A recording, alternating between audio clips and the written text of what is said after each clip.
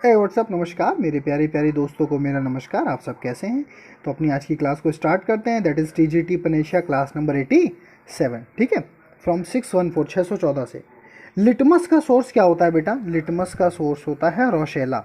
Litmus का क्या source होता है? रोशेला। ये क्वेश्चन बहुत ज़्यादा पूछा जाने वाला प्रश्न है बेटा। लिटमस का सोर्स क्या है? रोशेला। लाइकिन किसके द्वारा रिप्रोड्यूस करते हैं? सोरिडिया। इससे पहले भी अगर आपको याद हो, जो पुरानी वाली वीडियो थी इससे पहले वाली, तो उसमें हमने आपको सोरिडिया, इसेडिया, सिफेला, सिफेलोपोडिया इससे रिलेटेड क्वेश्चन बताए थे। ये क्वेश्चन बहुत पूछे जाते हैं बेटा, लाइकेन से जो क्वेश्चन पूछे जाते हैं तो ये टॉपिक उनका फेवरेट होता है। अब आ जाओ बेटा कि रेंडियर मॉस क्या है। तो रेंडियर मॉस कहा जाता है क्लेडोनिया रेंगीफेरा को, या फराइना बोल लो या रेंगीफेराइना बोल लो, जो भी बोलना चाहो। क्लेडोनिया रेंजीफेराइना रेंडियर मॉस को कहा जाता है। लाइकेन क्या होता है बेटा? एक सिम्बायोटिक रिलेशनशिप है बिटवीन एल्गी एंड फंजाई, जिसमें एल्गी का काम हो जाता है फोटोसिंथेसिस करना और फंजाई प्रोवाइड करा देता है हैबिटाट और प्रोवाइड कराता है वाटर। आई बात समझ में? और आपको पता है वाटर किसके लिए चाहिए? फोटोसिंथेसिस के लिए। देखो सारी बातें एक दूसरे से रिलेटेड हैं, फिर से सुनना, थोड़ा सा क्लीन कर दें फिर आपको समझाते हैं। हम कह रहे हैं कि लाइकेन में सिम्बायोसिस पाई जाती है क्योंकि एल्गी और फंजाई का सम्मिश्रण होता है, सहजीविता होती है। ऊपर की तरफ जो होता है वो होता है एल्गी और नीचे की तरफ जो होता है वो फंजाई। तो एक तरह से देखा जाए हैबिटाट कौन प्रोवाइड कराता है? फंजाई। वाटर कौन नीचे से लेके आता है? फंजाई। और फोटोसिंथेसिस कौन करता है? एल्गी, क्योंकि एल्गी में पाया जाता है क्लोरोफिल और फंजाई में क्लोरोफिल नहीं पाया जाता। ठीक, पूरी बात खत्म। सुनते चलना बस। एगेरिकस के विषय में कुछ, हाँ पहले तो एक ये चीज़ समझ लो कि लाइकेन को पॉल्यूशन इंडिकेटर में इंक्लूड किया जाता है। वो भी सबसे जल्दी ये बताता है सल्फर का, सल्फर डाइऑक्साइड के इंडिकेशन को बहुत जल्दी मतलब बताता है ये। तो एयर पॉल्यूशन इंडिकेटर में लाइकेन काम करते हैं। ठीक है, याद रखना, भूलना नहीं।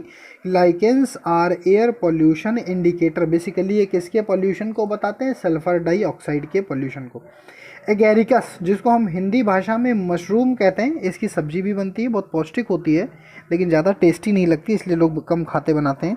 ठीक है, लेकिन आपको बता दें जो मशरूम होता है वो एंटी कैंसर होता है। शायद ही किसी को पता हो, एंटी कैंसर होता है मशरूम। ठीक है, चलो खैर। तो मशरूम की जो फ्रूटनिंग बॉडी होती है that is called as basidiocarp. क्या कहलाती है? बेसिडियोकार्प। भूलना नहीं, क्या कहलाती है बेटा? बेसिडियोकार्प। और अगर आपसे पूछा जाता है कि इसकी क्लास बताओ तो आप कहोगे इसकी क्लास होती है बेसिडियोमाइसीड्स। क्या क्लास होती राजा बेटा? बेसिडियोमाइसीड्स। तो एक जनरल मशरूम जिसको आप कहते हो उसको बायोलॉजी में कहा जाता है क्या? एगेरिकस। इसकी फ्रूटनिंग बॉडी होती है बेसिडियोकार्प और इसकी क्लास होती है बेसिडियोमाइसीड्स। ठीक है, अब अगर हम फंजाई से रिलेटेड कुछ क्वेश्चन पूछें आपसे कि कुछ ऐसे फंजाई भी हैं जो बायोलॉजिकल रिसर्च में यूज़ किए जाते हैं, आप नाम बता सकते हो? आप कहोगे हाँ, न्यूरोस्पोरा और ईस्ट, इन दोनों पे बड़े एक्सपेरिमेंट किए जाते हैं। आई बात समझ में? क्या क्या राजा बेटा? न्यूरोस्पोरा और ईस्ट। अच्छा, ईस्ट और राइजोपस से बड़े क्वेश्चन पूछे जाते हैं फंजाई वाले चैप्टर से, इसलिए हमने इसको यहाँ कवर करने की कोशिश की थोड़ा सा। देखो, ईस्ट की क्लास हो गई एस्कोमाइसीड्स और राइजोपस की क्लास हो गई जाइगोमाइसीड्स। पहली बात ध्यान देना, ध्यान से बहुत। ईस्ट की क्लास हो गई एस्कोमाइसीड्स और राइजोपस की क्लास हो गई जाइगोमाइसीड्स। ईस्ट में पाया जाता है स्यूडोमाइसीलियम। ईस्ट को शुगर फंजाई भी कहते हैं। Bread mould, black mould, pin mould, ये सारे नाम राइजोपस के हैं और राइजोपस की कक्षा क्लास है जाइगोमाइसीड्स। स्लाइड नंबर नेक्स्ट, फ्रॉम 624 सुनते चलना बस। जो हम लोगों में जेनाइटल्स के पास, अंडर आर्म्स में, गर्दन के आसपास आपने देखा रिंग वर्म लग जाता है, जल्दी ख़त्म नहीं होता, तो ट्राइकोफाइटॉन और माइक्रोस्पर्मम होता है। ये क्या होता है राजा बेटा? ट्राइकोफाइटॉन और माइक्रोस्पर्मम।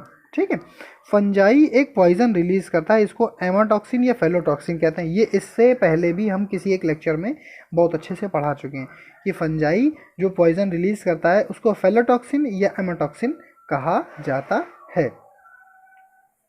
ठीक है, अच्छा, लूज, बहुत ध्यान सुनना बेटा। Loose smut of barley ustilago nuda, covered smut of barley ustilago hordei, loose smut of wheat ustilago tritici. ये तीनों प्रश्न कई बार पूछे हैं, इनको एक साथ याद कर लेना। Loose smut of barley ustilago nuda, covered smut of barley ustilago hordei, और loose smut of wheat ustilago tritici. ये तीनों बहुत पूछे गए तो हमने एक साथ ही तीनों को कवर कर दिया। अच्छा, पॉन्ड सिल्क और वाटर सिल्क किसको कहा जाता है? स्पाइरोगाइरा को। पॉन्ड सिल्क और वाटर सिल्क किसको कहा जाता है? स्पाइरोगाइरा को। Most most most most important question, endozoic algae कौन सी है? जूक्लोरेला। एंडोजोइक एल्गा कौन सा है? जूक्लोरेला। एंडोजोइक एल्गा कौन सा है? जूक्लोरेला। सबसे बड़े जो शैवाल हैं वो कौन से हैं? कैल्प हैं बेटा। जैसे आपका मैक्रोसिस्टिस, जैसे लेमिनेरिया वगैरह होता है जिससे आयोडीन निकालते हैं, ये भी सारे के सारे कैल्प हैं। कैल्प सबसे बड़े होते हैं समुद्र में, बड़े इतने बड़े होते हैं बेटा कि मछली, यहाँ तक कि गोताखोरों को फंसा लेते हैं। अब आप समझ लीजिए कितने बड़े बड़े जालक होते हैं इनके। ठीक है, तो लार्जेस्ट एल्गी अगर आपसे पूछी जाती है और ऑप्शन में अगर मैक्रोसिस्टिस आपको नहीं दिखता तो आप कैल्प लगा देना। ठीक है, चलो। क्लोरोप्लास्ट यूलोथ्रिक्स का कैसा होता है? Girdle shaped. हम पढ़ चुके हैं कई बार, लेकिन फिर भी याद करा रहे हैं, रिमाइंड करा रहे हैं। The chloroplast in Ulothrix is girdle shaped. ठीक है। अच्छा, जू स्पोर, हाँ मोस्ट इंपॉर्टेंट क्वेश्चन आया। जू स्पोर्स ऑफ यूलोथ्रिक कैसे होती है? या तो बाईसिलिएट होंगे या क्वाड्रीसिलिएट होंगे। Most most most important question है, ध्यान देते चलिएगा, सुनते चलिएगा। अगर जू स्पोर की बात की जाए यूलोथ्रिक्स के, तो या तो बाईसिलिएट होंगे या क्वाड्रीसिलिएट होंगे। दोनों उत्तर सही हैं। अब कैसे लिखा होगा? पहले में लिखा होगा बाईसिलिएट, दूसरे में लिखा होगा क्वाड्रीसिलिएट, तीसरा होगा बोथ। बस ये दिमाग लगाना है थोड़ा सा आपको। ठीक है राजा बेटा, आगे बढ़ो। स्पाइरल क्लोरोप्लास्ट, भैया नाम से पता चल रहा, स्पाइरोगाइरा नाम ही इसीलिए रखा गया था।